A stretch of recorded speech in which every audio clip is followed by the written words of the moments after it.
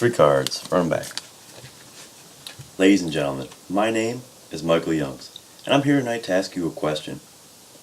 A question you've probably never been asked before. A question you've probably never even thought of.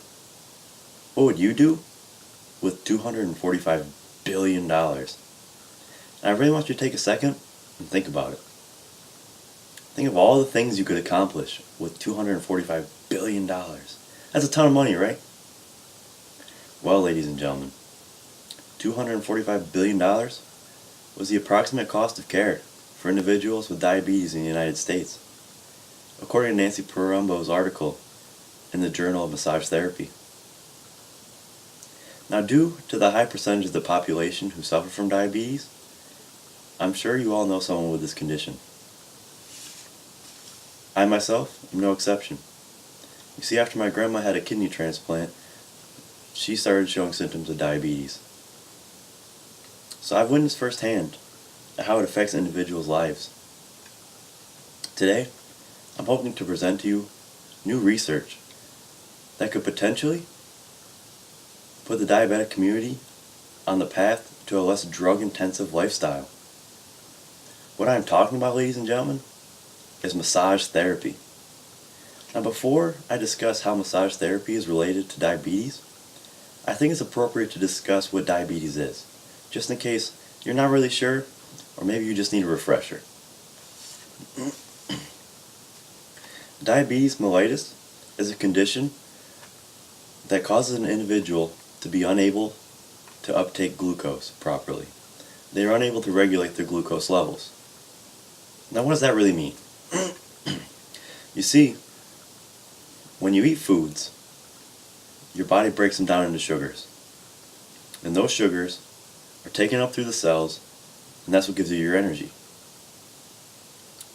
People with diabetes can't uptake that glucose for a number of reasons, which depends on which type of diabetes you have. People with type 1 diabetes are considered insulin dependent. Now, insulin is the hormone that helps you uptake that glucose into the cells. People with type 1 diabetes have had issues in the past which caused their beta cells that produce the insulin to be damaged. Without insulin, they can't take up that glucose on their own. So what they do is they supplement that with insulin injections or with an insulin pump. Now, type 2 diabetes is a little different. People with type 2 diabetes can produce insulin, but it doesn't work quite right. You see, that insulin is almost like the key to the door to allow the glucose in to the cell. And that key doesn't open the cell for a number of reasons that we can't get into today. The way they regulate that with type 2 diabetes is the individual will have to usually exercise, eat right, and in some cases there are medicines to help them uptake that glucose. So why do we need new treatments if we already have some? I've already said we've had the insulin shots for type 1 diabetes, and we have diet and exercise and some medicines for type 2. Well, the idea is we're not trying to bring down those dangerous glucose levels, because we can already do that. We already have medicines for that. However, what we are trying to do is to prevent the number of times in a day that blood glucose spikes. Because there's a lot of outside factors that you probably haven't thought about that can cause that blood glucose levels to rise. One of the major ones is stress. See, stress impacts such a large portion of our population, diabetes or not. Stress is considered the silent killer, and for good reason. What happens when the body is under the influence of stress is that our sympathetic nervous system is impacted. Our sympathetic nervous system is responsible for fight or flight.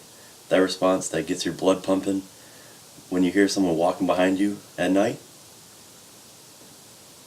The fight or flight response affects a lot of hormones in the body. Specifically epinephrine, which is adrenaline, cortisol, which is a stress hormone, and glucose.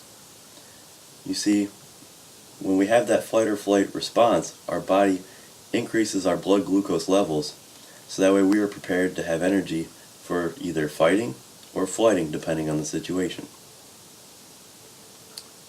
for someone with diabetes, this can be dangerous. So the idea behind massage therapy is if we reduce the amount of stressors in an individual's life, we can keep those blood glucose levels within normal limits most of the time. Now, massage therapy has been extensively researched on the elderly and on children. Dr. Tiffany M. Field, director at the Touch Research Center of the University of Miami School of Medicine, expressed that when tasking parents to massage their diabetic children before bed, it immediately reduced anxiety levels. After 30 days, blood glucose levels dropped to normal limits. She also claims that it decreases the stress hormones that we talked about earlier, cortisol, epinephrine, and bettered moods. Nancy Porumbo concluded a similar hypothesis with her work with the elderly. However, she stated that more research needed to be done to determine if massage therapy can really lower blood glucose levels. Now, with diabetic costs in the billions of dollars, researchers search for a new way to decrease blood glucose levels naturally. These individuals cannot regulate their own blood glucose levels and should avoid increased stress environments. Alternatively, they can participate in activities to promote good health and decrease their stress levels. However, this theory is still being researched. The question is, if massage therapy proves to decrease blood glucose levels, will diabetic costs go down, or will massage therapists' salaries go up?